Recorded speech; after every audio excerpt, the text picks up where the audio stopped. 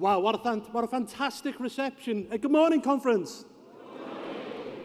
Excellent, excellent. Well, I've been asked to speak today about dispelling some of the myths that surround UKIP, usually purported by the Westminster media, and that is that we're a party which simply attracts Conservative votes, that we're a deposit for ex-Conservative members.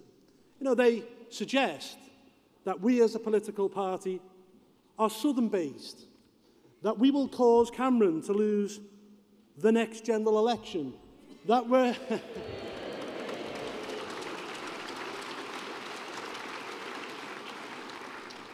that we're a party made up of retired colonels who talk about their dislike of the modern world and the golf club on a Sunday afternoon. Well, we're not. We're forward-thinking. We're modern. We attract votes from all other political parties. I mean, my background, I'm from a place called Nuttall. Nuttall is one of the poorest constituencies in the country. It has the lowest life expectancy in England.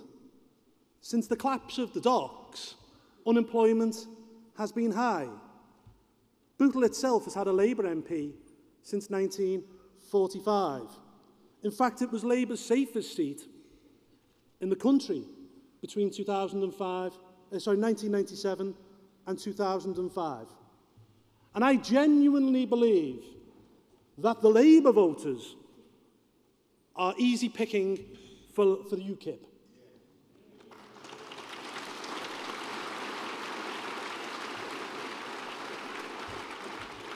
I wrote an article back in 2007 in our in-house magazine, Independence, which said, look, Labour voters are instinctively anti-European Union. Labour voters are the people who are most affected by uncontrolled mass immigration. In 2008, at our Bournemouth conference, when I became the chairman of the party, I spoke about the need to carry the Labour voters in the 2009 European elections.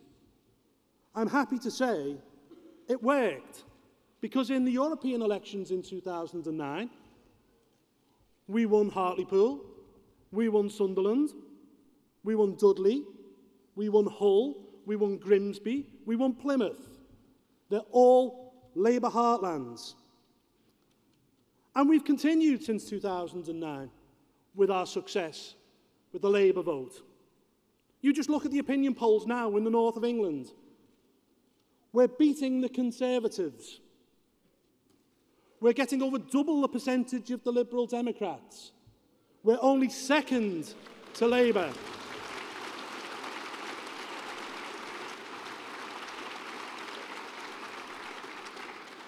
And you look at how we've done in the by-elections over the past couple of years in the Labour heartlands. We finished second in Barnsley, second with over 25% of the vote in Rotherham, second in Middlesbrough, and second in South Shields with 24%. It's clear now, ladies and gentlemen, that UKIP is the real opposition, the only opposition to Labour in the north of England.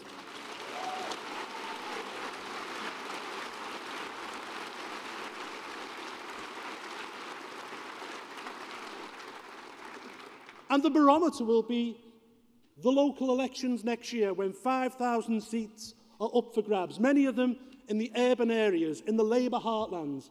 And I genuinely believe that we will succeed for two reasons. Firstly, the Labour Party itself has abandoned its working class roots. If you look at the opinion polls, it shows that between 1997 and 2010, the majority of Labour votes lost were in working class areas. These people are either looking elsewhere to other political parties.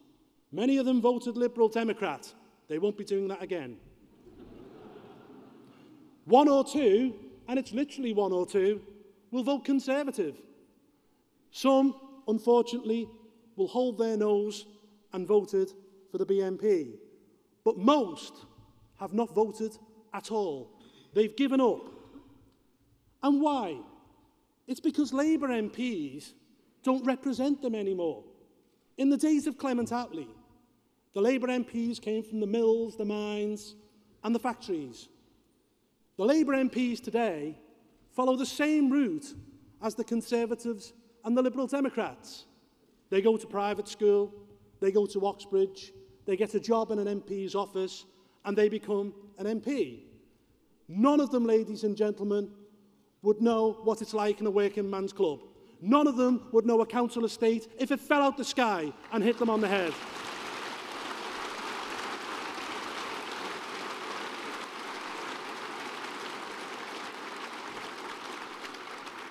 And Labour's policies do not reflect life in working class constituencies. You know, in between 1997 and 2010, they allowed 3 million people to come to the country. And the people who were most affected by this were working class people in working class communities. Wages were driven down and people were put out of work. And why did the Labour Party do this? Well, of course, Tony Blair's former advisor tells us it was to rub the right's nose in diversity, to create a truly multicultural society. But they didn't put this in any of their manifestos. They never asked the people, and quite frankly, it's an utter disgrace.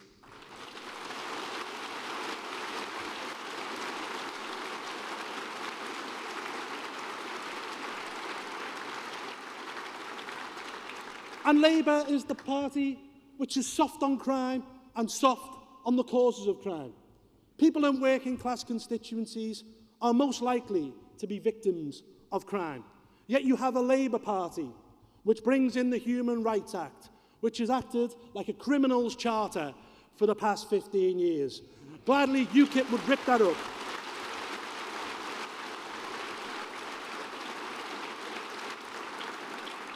And under Labour, the gap between 1997 and 2010 between rich and poor people got wider.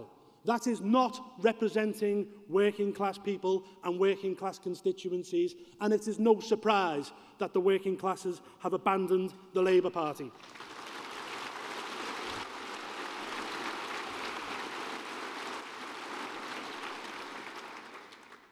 As UKIP, I believe we have the policies to attract Labour voters.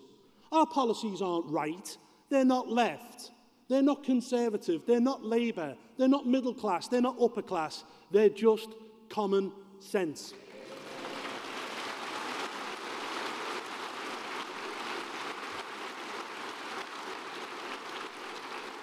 Take, for example, immigration. What we want to see is a points-based system, like Australia. If you have the skills that this country needs, please come here and work. But what we won't allow to happen is for people to come here and claim benefits from day one when you've never paid into the system.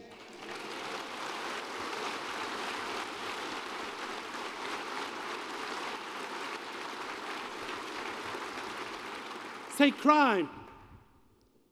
We want a zero-tolerance approach to low-level crime. Cut it out at its core. We want sentences to mean what they say. If you get sent down for 6 years, you do 6 years. If you commit a murder, life should mean life.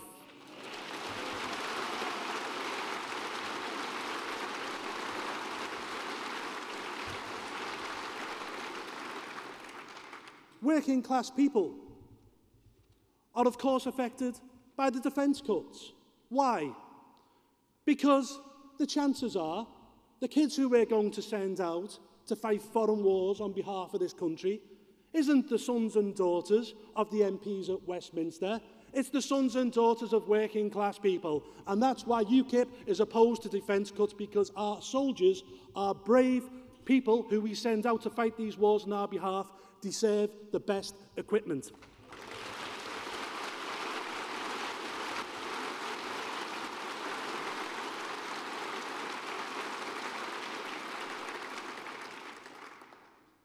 And as UKIP, we want to see a fairer tax system which affects working class communities. What we want to see is incentives to work. But equally, we want to take everybody on minimum wage out of taxation altogether to, one, encourage people to work, and two, to give people in working class communities a better wage. That's another reason why they're flocking to UKIP.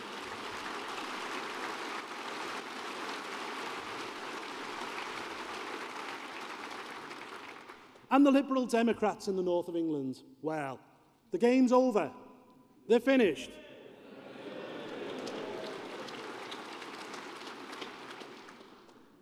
Nick Clegg summed it up the other day after his conference speech. He said the Liberal Democrats are proud. Proud to be the party that supports the Human Rights Act. Proud to be the party that supports the European Union. Proud to be the party that supports foreign aid. And proud to be the party that supports the teaching of climate change in schools. Well, that explains the polls.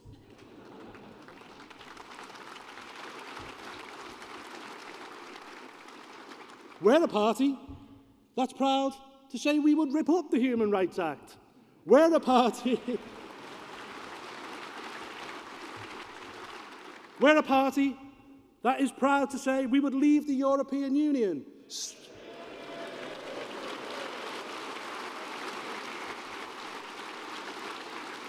We're a party that's proud to say we would cut the foreign aid budget.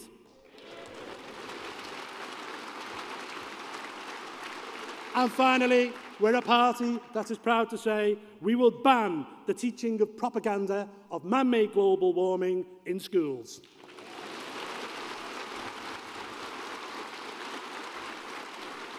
Now finally, conference.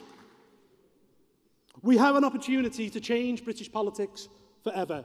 We can create an earthquake next year in the European elections and the local elections alike. But I tell you, we cannot do it if we're a political party that only appeals to the Conservatives, particularly in the South. We need to take the Labour vote in the North with us if we want to succeed. And I will finish with these 4 words, conference. We can do it. Thank you.